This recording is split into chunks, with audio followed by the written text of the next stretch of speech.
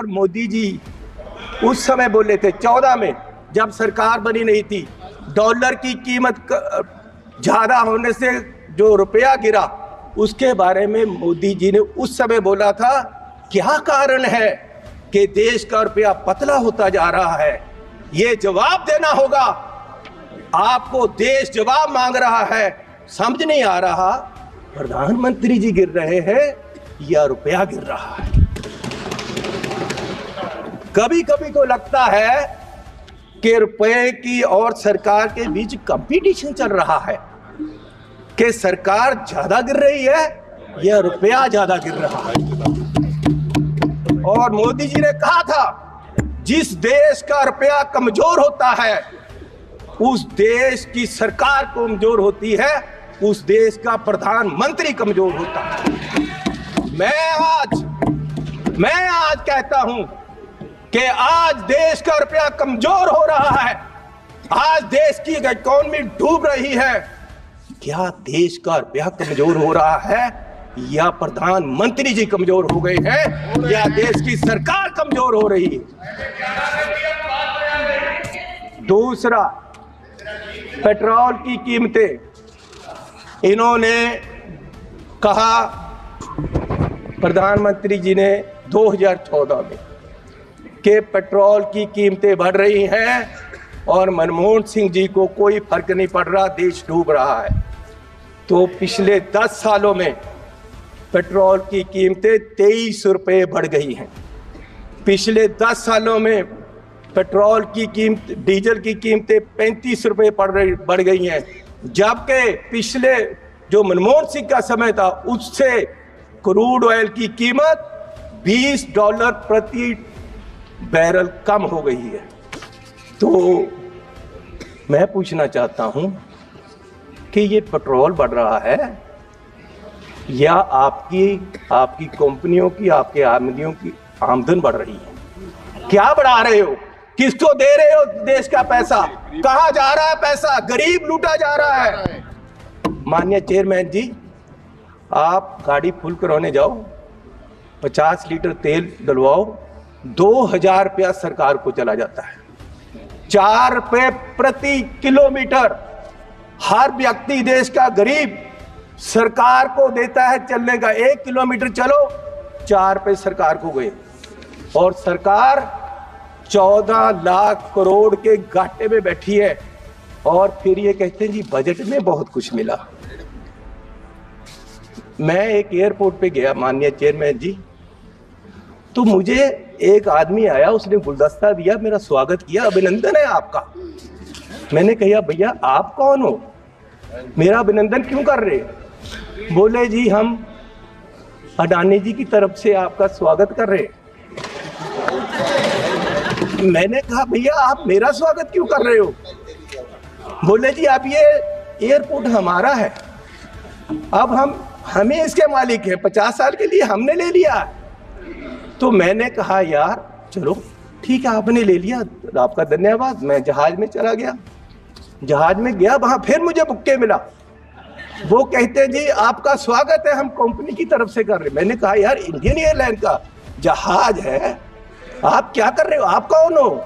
बोले जी ये जहाज अब हमारी कंपनी का है, ये मोदी जी ने हमें बेच दिया है।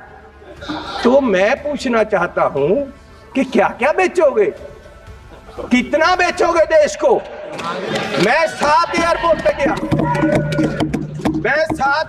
पे गया, जिनमें लखनऊ, अहमदाबाद, मैंगलोर, जयपुर, गुवाहाटी, त्रिवेंद्रम, मुंबई, ये 7 के 7 एयरपोर्ट अडानी जी की है। 50 साल के लिए उनको दे दिए गए हैं।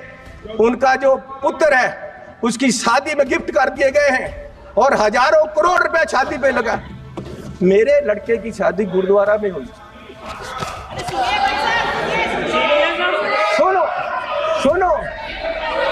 सुनो माननीय चेयरमैन जी, मेरे लड़के की शादी गुरुद्वारे में हुई। आज तक पुलिस पूछ रही है कि लंगर में क्या क्या पका था, दाल कितनी लगी थी और जो लंगर बनाने वाला उसको कितने पैसे दिए गए। आज तक 2 साल से पुलिस पूछ रही है मुझे। और इस शादी में हजारों करोड़ रुपया लगा है और प्रधान जी बुक्के लेकर जा रहे हैं, प्रधानमंत्री जी, और उनका स्वागत कर रहे हैं। गरीब को लूटा जा रहा है, गरीब के पास खाने के लिए पैसा नहीं है और प्रधानमंत्री जी वहां बुक्के लेकर हजारों करोड़ की शादी में जा रहे। कोई बात नहीं, क्या क्या बेचोगे? सारे एयरपोर्ट, जहाज बेच दिए। आप देश की संपत्ति के कस्टोडियन हो, मालिक नहीं हो। आप इसको बेचने की गलती मत करो, देश बर्बाद करने की मत करो। आप अपने आप को स्टेट्समैन बोलते हो, आप अपने आप को देश के बहुत बड़े खैर ख्वाह बोलते हो और देश को बेच रहे हो। गरीब आदमी कहां जाएगा एक दिन? स्पीकर साहब, माननीय चेयरमैन जी, मैं जब जीत कर आया सबसे पहले मैंने माननीय श्री अंबेडकर साहब की मूर्ति पे नमन करना चाहा।